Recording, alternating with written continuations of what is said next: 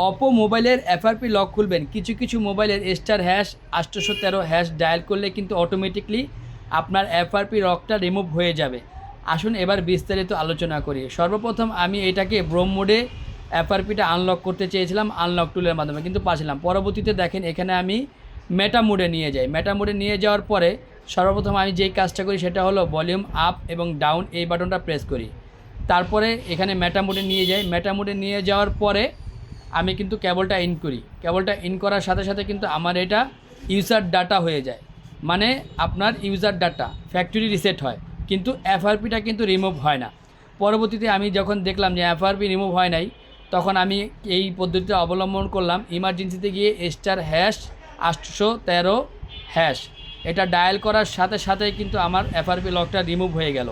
ঠিক আছে, তো আপনারা যারা লকের কাজ করেন এভাবে কাজটা করতে পারেন। আসলে আমি সহজভাবে বোঝানোর চেষ্টা করেছি। এই যে কাস্টমার টাকা গুনতেছে, আমাকে টাকা দিবে।